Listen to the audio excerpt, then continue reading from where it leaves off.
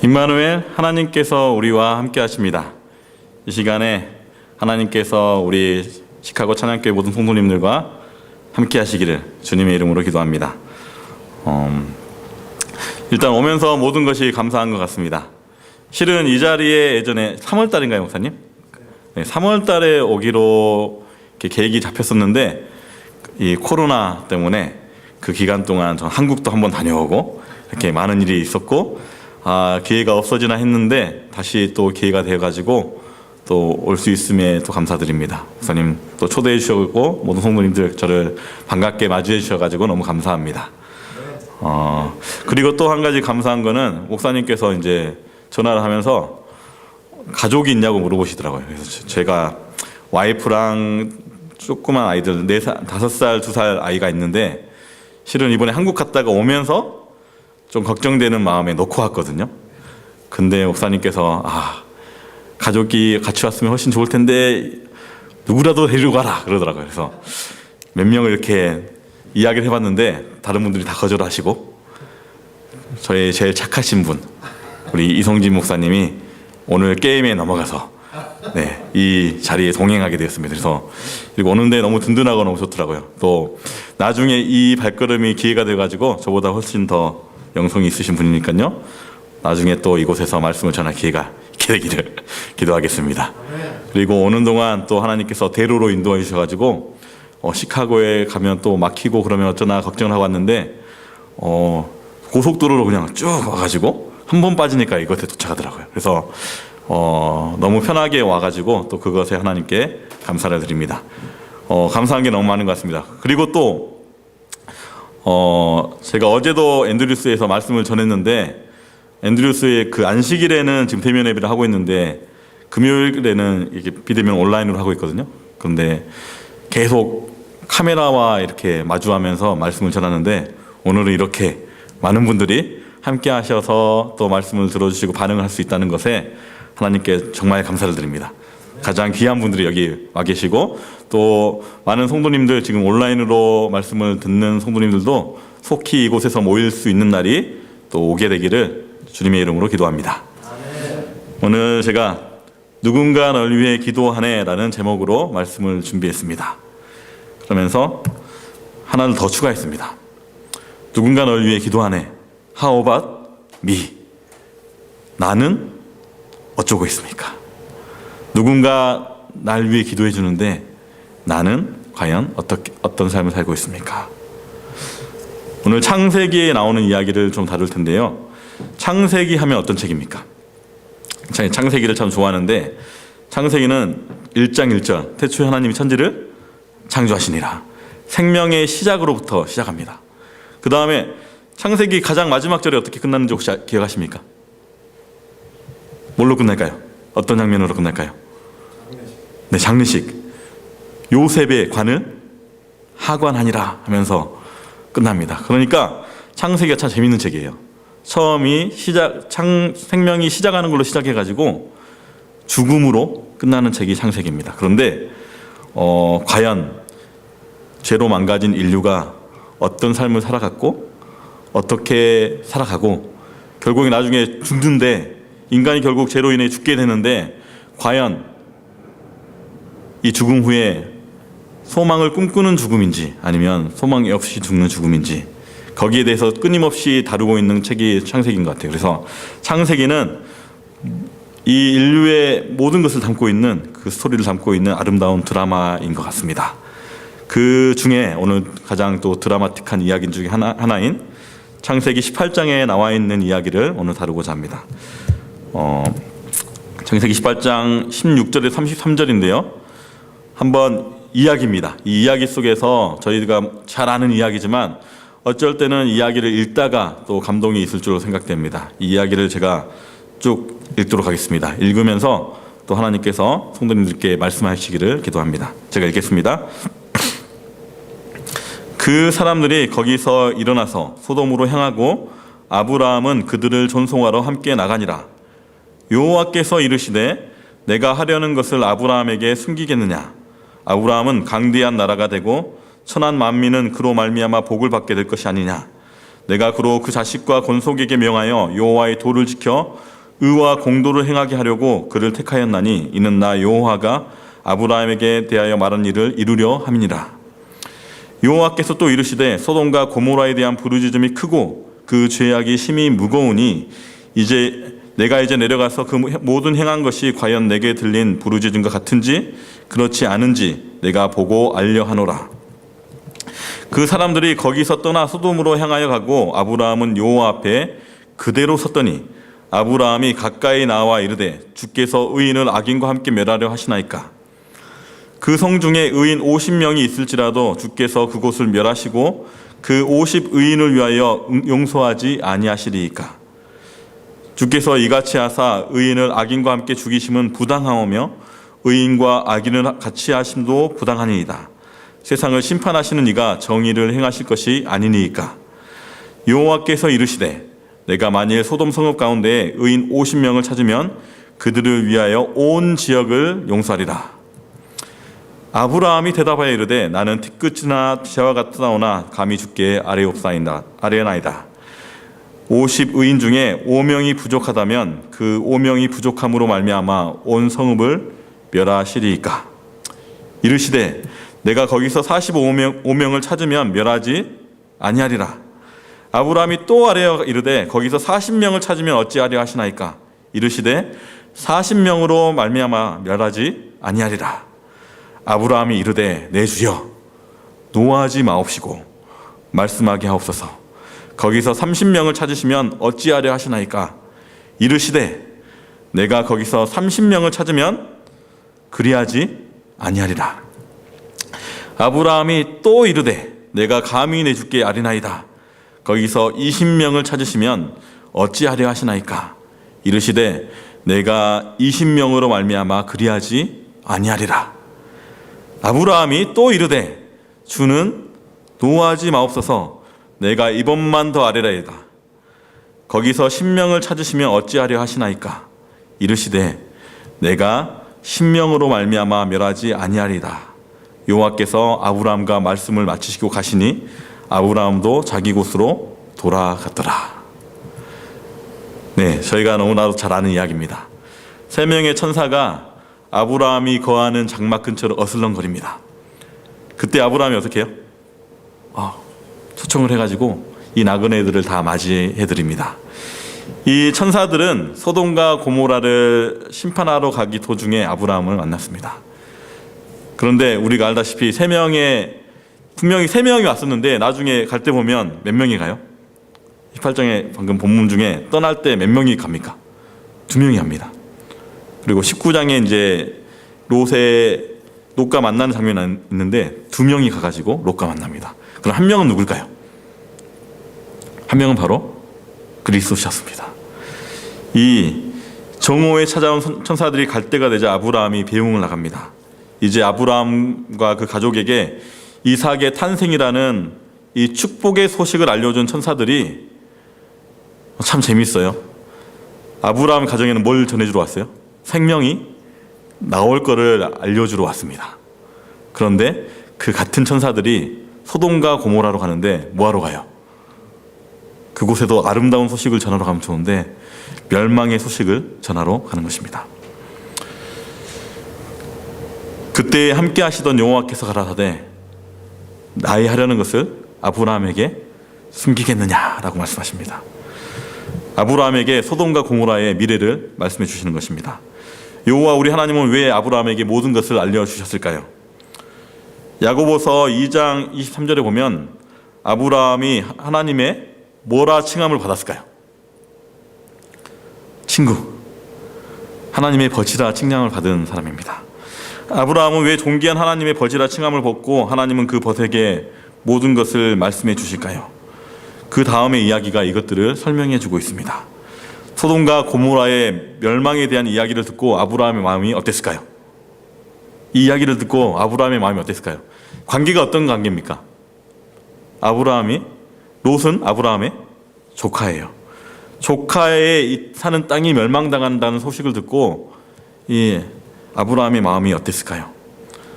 그냥 생각해 보면, 인간적으로 생각해 보면 예전에 소돔과 고모라 소돔 땅을 이게 분할할 때 어떻게 했어요?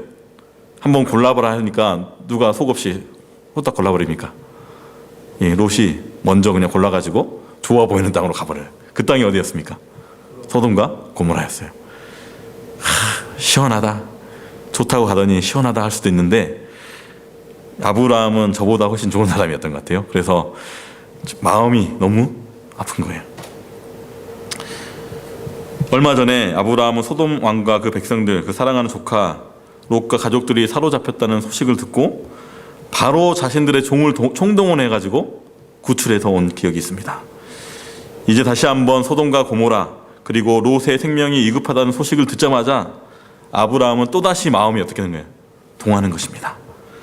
사랑하는 우리 성도 여러분, 이 영혼을 위한 애타는 심정, 이 심정이야말로 하나님과 버치되게 하는 가장 강력한 조건이고 하나님과 뜻에 맞는 사람들의 모습, 하나님의 자녀들의 모습인 것입니다. 성경절을 하나 찾아보도록 하겠습니다. 에스겔 9장 4절입니다. 에스겔 9장 4절입니다. 제가 함께 보도록 하겠습니다.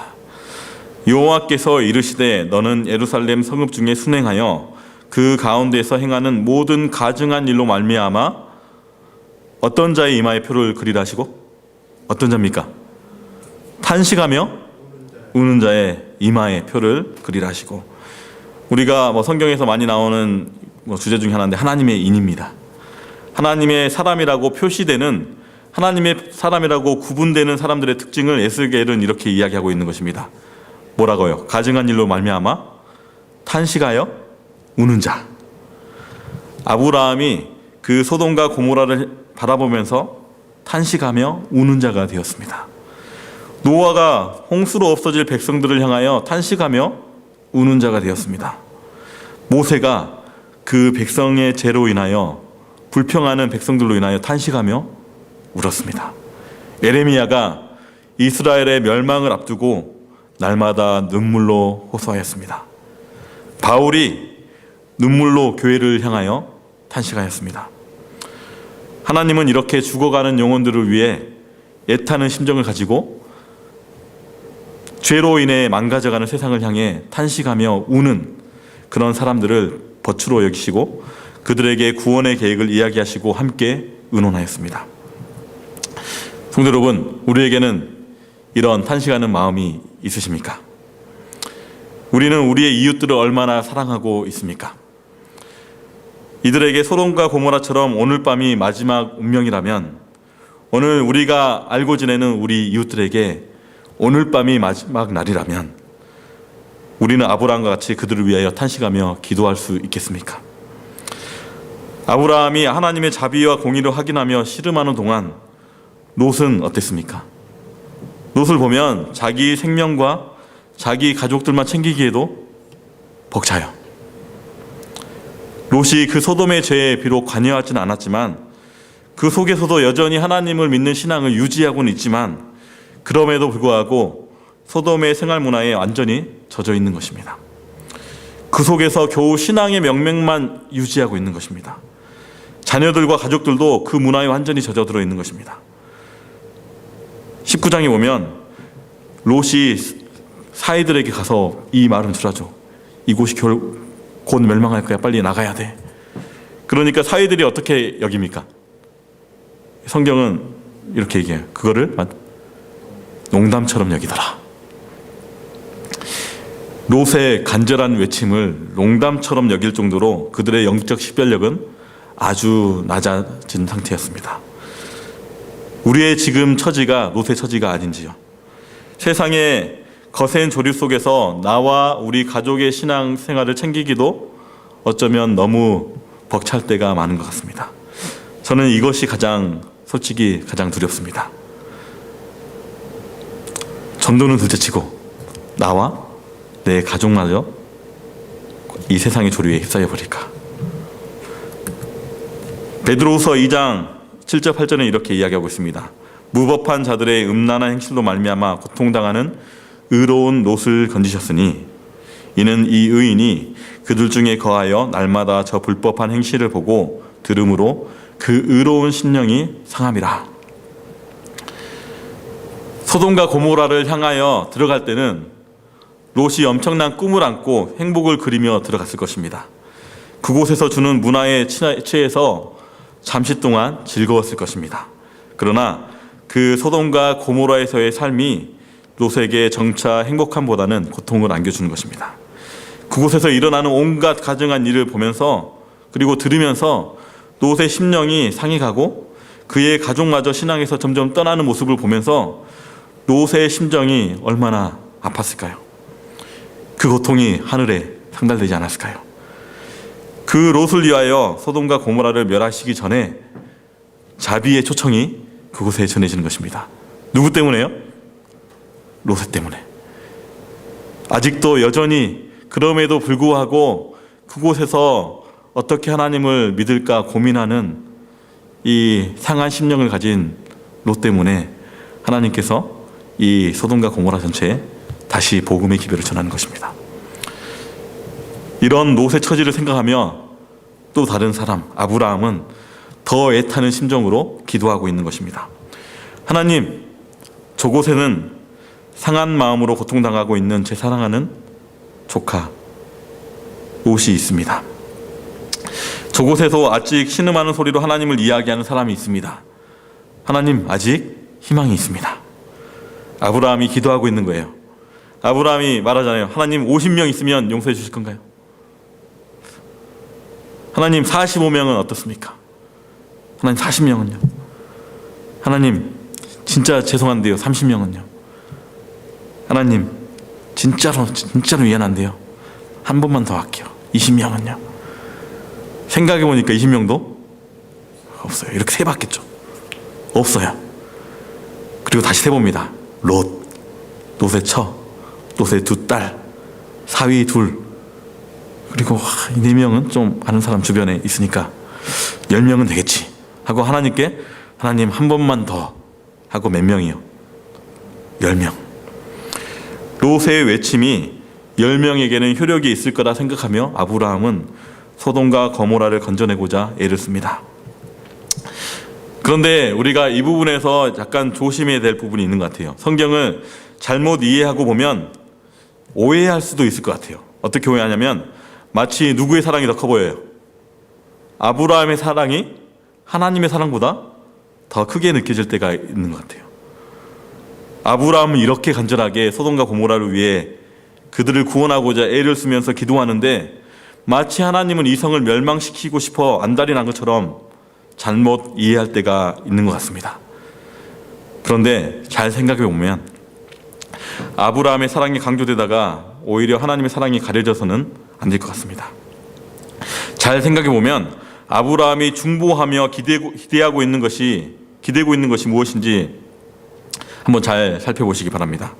아브라함은 하나님의 품성을 너무나도 잘 알기 때문에 이런 중보도 할 수 있었다는 것입니다. 아브라함은 지금 하나님의 뭐를 읽고 있어요? 하나님의 이 마음을 읽고 있어요. 분명히 하나님은 이 소돔과 고모라를 멸망시키고 싶지 않는 것을 아브라함이 알고 있어요.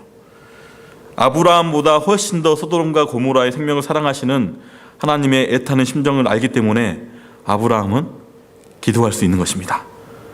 그들에게 조그마한 희망만 발견되어도 소돔과 고모라는 구원을 받았을 것입니다. 우리가 이거에 대한 이야기를 너무나 잘 알고 있잖아요. 요나서를 잘 알고 있잖아요. 하나님께서 니느웨 그 악한 성에 너희 성이 40일 후에 멸망한다는 그 소식을 전했을 때 니느웨 성이 생각지도 않게 회개했잖아요. 그걸 보고 하나님께서 뭐라 그래요? 그걸 보고 안타까워하는 요나에게 그곳에 정말 귀한 동물과 사람이 있지 않느냐 하면서 그 심판의 기별을 거둬 들으시잖아요. 만약에 롯의 마지막 외침에 몇 명이라도 돌이켰다면 소돔과 고모라에 대한 심판은 아마 멀리 유예가 되었을 것입니다. 4명만 더 있었다면. 심판하는 천사들이 롯의 집에 머무르고 롯에게 소돔과 고모라를 구한 마지막 호소의 기회가 주어졌지만 소돔과 고모라 백성은 결국에는 듣지 않았습니다. 마지막 희망이었던 롯의 딸들과 사이들도 안타깝게 롯의 복음을 멀리하기 시작했습니다. 하나님의 자비는 그 마지막 외침이 있을 때까지 여전히 기다렸습니다. 아브라함의 중보가 이루어지길 예수님은 정말로 끝까지 기다렸습니다. 그러나 겨우 자기 아내와 두 딸만 데리고 나올 수밖에 없었습니다. 그리고 안타깝게도 아내마저도 어떻게 됐습니까? 소돔의 미련을 버리지 못하고 뒤를 바라본 거로 소둥기둥이 되어버렸습니다. 나중에 두 딸마저도 소돔의 영향을 받아 씻을 수 없는 오점을 남기게 됩니다. 이 롯을 생각하면 너무 가련한 것 같아요.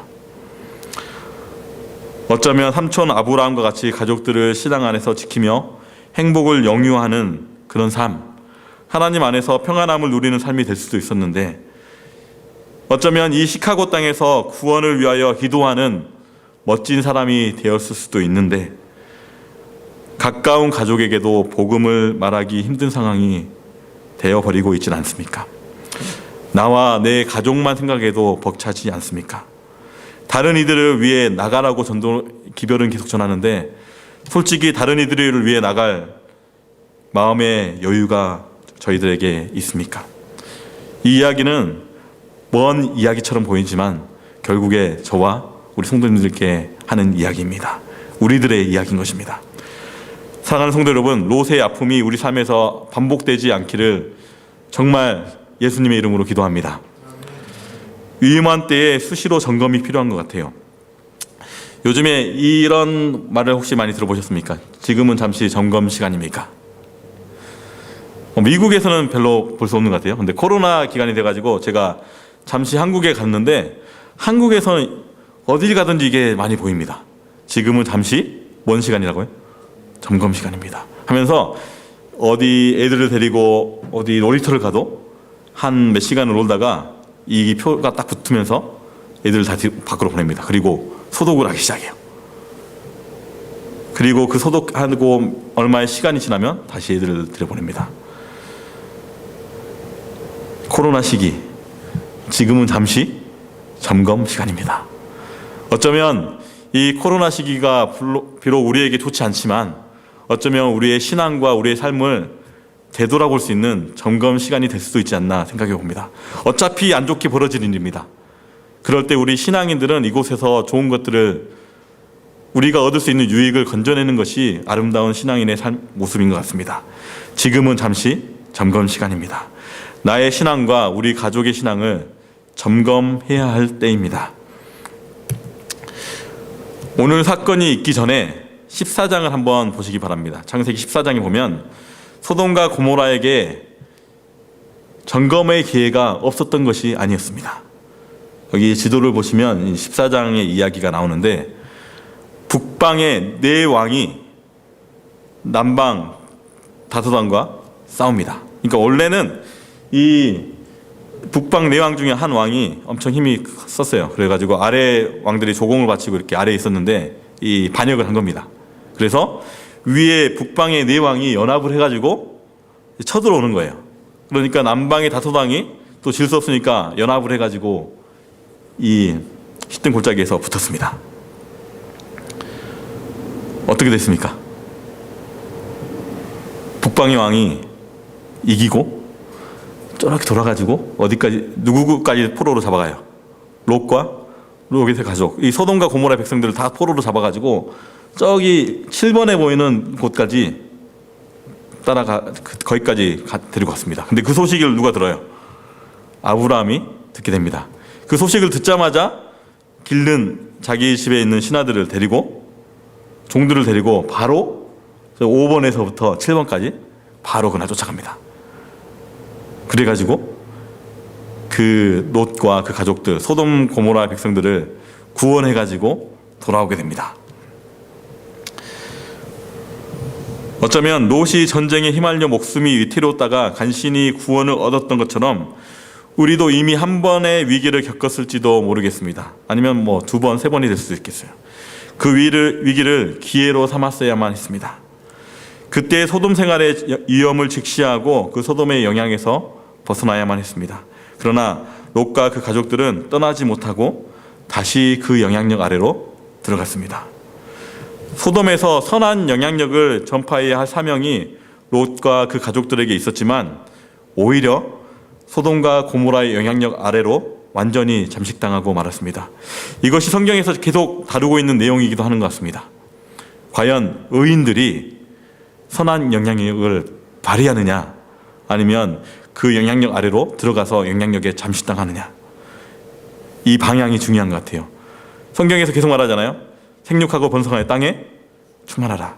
그러니까 하나님께서 원하시는 삶은 우리들의 삶이 정말 우리들의 영향력이 세상으로 넓어지는 거예요. 하나님을 사랑하고 이웃을 사랑하는 이 아름다운 마음이 세상에 전해지는 거예요. 그런데 계속 성경에서 안 좋을 때로 보면 의인들이 문제예요. 의인들에게 문제가 생겨요. 영향력을 퍼뜨리지 못하고 어떻게 되는 거예요? 오히려 그 문화 속에 잠식당하고 계속 들어오는 거예요. 이게 노아도 마찬가지고 출애굽 때도 마찬가지고 나중에 출바벨론화 때도 마찬가지 아닙니까? 하나님께서 나오라고 하시잖아요. 나와라. 거기서 못 버티겠으면 나와라. 한번 다시 시간을 가져봐라. 그런데 이 영향력 아래, 문화 아래 잠식당한 우리는 그게 너무 좋아가지고 빠져나오지를 못하는 것 같아요. 하나님의 심판이 조금만 더 지체되었다면 어쩌면 롯마저도 그곳에서 한쯤에 제가 되었을지 모르겠습니다. 한번 진지하게 생각해 보시길 바랍니다. 우리는 이곳, 우리가 계신 곳, 성도님께서 계신 곳에서 선한 영향력을 퍼뜨리고 계십니까? 아니면 세상 문화에 잠식당하고 계십니까? 어쩌면 이것은 나와 내 가족의 생명이 달려있는 문제이기 때문에 잘 살펴보시고 잘 점검하시길 바랍니다. 오늘이 그 점검의 마지막 날이 될지 누가 알겠습니까? 이 글을 함께 나누고 싶어요. 우리 주위에는 소돔에 임했던 것 같은 무섭고도 절망적인 파멸로 달려가는 영혼들이 많이 있다. 날마다 누군가의 은혜의 시기는 끝나고 있다. 시간마다 누군가는 자비가 미치지 못하는 곳으로 넘어가고 있다. 그런데 죄인으로 이 무서운 운명에서 피하도록 하는 경고와 간청의 음성은 어디 있는가? 그를 죽음에서 건져내려고 뻗친 손은 어디에 있는가? 겸비와 끈기 있는 믿음을 가지고 죄인을 위하여 하나님께 간구하는 사람들은 과연 어디에 있는가? 아브라함이 그 다음날 아침에 일찍 일어나서 여호와 앞에 서 있던 곳에 이르렀습니다. 소돔과 고모라와 그 온 지역을 향하여 눈을 들어 옹기가마의 연기같이 치솟음을 보더라.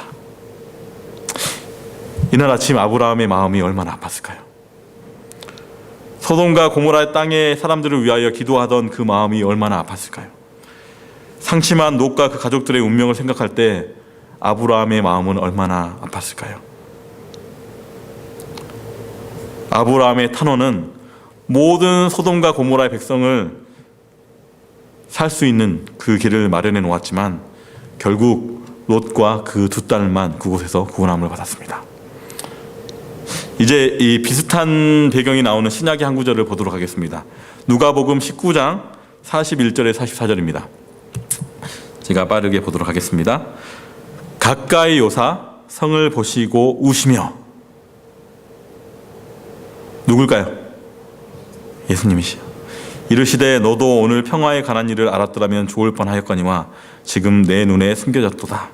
나일이 이를지라 내 원수들이 토둔을 쌓고 너를 둘러 사면으로 가두고 또 너와 및 그 가운데 있는 내 자식들을 땅에 메어치며 돌 하나도 돌 위에 남기지 아니하리니 이는 너가 보살핌 받는 날을 알지 못함을 인함이라 하시니라. 예수님께서 감난산에 올라서 예루살렘을 보시면서 우셨습니다. 이곳을 보고 이 시대 소망을 이렇게 이야기하더라고요. 한번 제가 읽겠습니다. 예수님께서 감난산에 올라 저녁 햇빛을 금빛처럼 아름답게 반사하는 예루살렘을 보시며 우셨다. 예루살렘은 그분이 돌보아 오셨던 자였는 바 사랑하는 아버지가 방탕한 아들에 관하여 슬퍼하는 것처럼 예수께서는 사랑하는 도성을 보시고 우셨다. 내가 어찌 너를 버릴 수 있겠느냐? 내가 어찌 내가 멸망에 잠긴 것을 볼 수 있을 것인가? 너가 불의의 잔을 채우도록 놔두어야 하는가? 한 영혼의 가치는 너무 커서 그것과 비교할 때 온 천하는 얼마나 하찮게 보이는가? 그런데 여기 온 민족이 멸망당하려고 한다. 신속히 서산으로 길고 있는 태양이 하늘에서 자취를 감출 때 예루살렘에 대한 은혜의 날도 끝날 것이었다. 그 행렬이 감람산 고개에 머물러 있는 동안에는 아직도 예루살렘이 회개하기에 너무 늦은 시간은 아니었다. 그때에 은혜의 천사는 공의와 급히 다가오는 심판에 자리를 내어주려고 그의 날개를 접고 황금 보좌에서 걸어내려오고 있었다. 그러나 그리스도의 위대한 사랑의 마음은 아직도 그분의 자비를 조소하고 그분의 경고를 멸시하며 당신의 피로 저희 손을 더럽히려고 하는 예루살렘을 위하여 간청하셨다. 만일 예루살렘이 회개하기만 한다면 아직 너무 늦은 것은 아니었다. 지는 해의 마지막 광선이 성전과 망대와 누각위에 머물러 있는 동안 어떤 천사가 예루살렘을 구주의 사랑으로 인도하고 그의 멸망의 비운을 돌이키지 않을까. 선지자들을 돌로 쳐 죽이고 하나님의 아들을 거절한 아름다우나 악한 그 도성은 회개하지 않으므로 속박의 사슬로 스스로를 묶고 있었다. 그 도성에 대한 은혜의 날들은 거의 다 지나갔다. 어쩌면 소돔과 고모라 이야기와 비슷한 묘사가 이곳에 등장하고 있습니다. 아름다운 예루살렘이 멸망당하는 모습을 미리 바라보시면서 예수님은 우셨습니다. 아름다운 한 영혼이 멸망으로 달려가는 모습을 보며 예수님은 우십니다. 아브라함의 중보는 하나님의 자비를 몇 명이 붙들었습니까? 10명이 붙들었습니다. 하지만 예수님은 단 한 명을 위하여 십자가를 지십니다. 아브라함의 기도는 소돔과 고모라의 땅에 생명의 기회를 열었지만 예수님의 십자가는 모든 죄인들에게 생명의 기회를 열었습니다. 아브라함이 간절한 심정으로 그들이 살기를 기도합니다. 그 예수님의 십자가가 오늘 저와 여러분들에게 눈물과 피로 호소합니다. 살라고요. 제발 죽지 말고 살라고요. 구원하면 너무 어려운 말인 것 같아요. 살라는 것입니다. 살려주겠다는 거예요. 죽지 말고 살라는 것입니다. 바벨론에서 벗어나 살라고요. 무너졌도다 큰 성 바벨론이요. 말해도 나오지 않으니 간청하고 간청해도 그곳을 너무 사랑하여 파멸의 길로 계속 가고 있으니 우리를 구원하시고 죽음을 각오한 예수님이 이 땅에 뛰어든 것입니다. 사랑은 죽음보다 강합니다. 이 성경절을 참 좋아합니다. 사랑 안에 두려움이 없고 온전한 사랑이 두려움을 내쫓나니. 사랑은 죽음보다 강합니다. 사랑은 강제하지 않으나 강건합니다. 사랑은 애를 쓰게 합니다. 아브라함이 그 사랑 때문에 조카 롯을 위해 싸웠고 끈질기게 기도했습니다. 예수님이 그 사랑 때문에 인류의 죄와 싸우고 우리를 살리고 대신 돌아가셨습니다. 아브라함의 그 사랑이 우리에게 있기를 기도합니다. 예수님의 아름다운 사랑이 오늘 우리를 움직이게 되기를 간절히 소망합니다. 만약 우리가 예수님의 십자가를 바로 이해했다면 우리는 더 이상 나의 구원, 나의 생명에 관하여 두려워하지 않을 것입니다. 예수님을 바로 아는 그때에 예수님이 이미 나를 위해 돌아가셨다는 것을 믿음으로 받아들이는 그때에 뭐에 대한 문제는 끝나는 거예요? 우리 개인에 대한 문제는 끝나는 것입니다. 성도 여러분, 구원에 대한 확신이 없으십니까? 정말 없으십니까? 저희 재림교회는 구원에 대한 확신이 없는 교단이 전혀 아닙니다. 어쩌면 누구보다도 가장 강력하게 구원의 문제에 대해서 이미 확신을 가진 종교입니다. 왜요?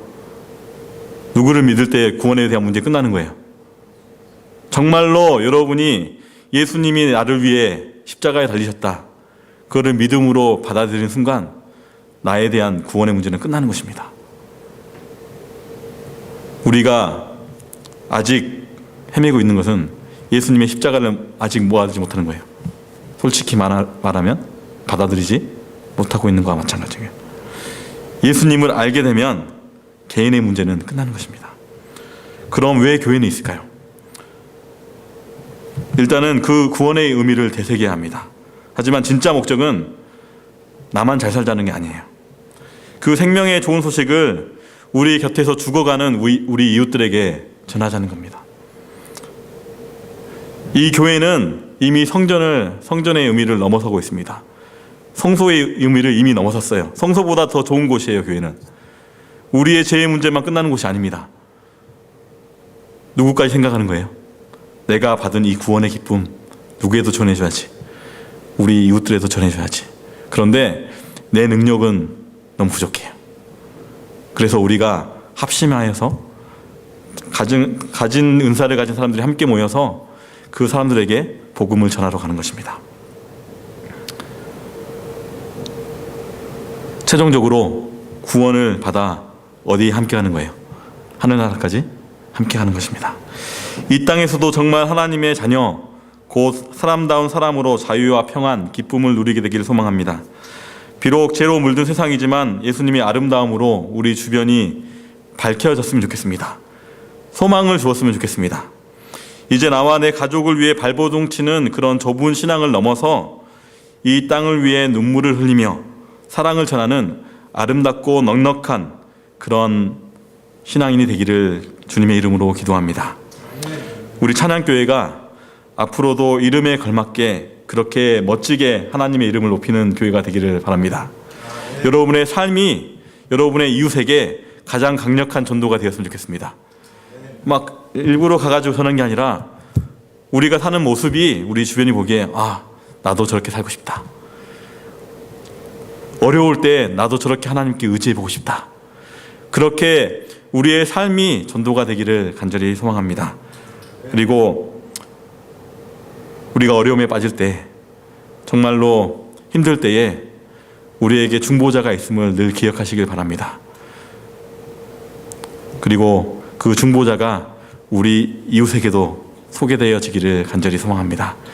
우리 찬양교회가 그런 아름다운 복음의 센터가 되기를 정말로 예수님의 이름으로 기도하면서 오늘 말씀을 줄이도록 하겠습니다. 아멘.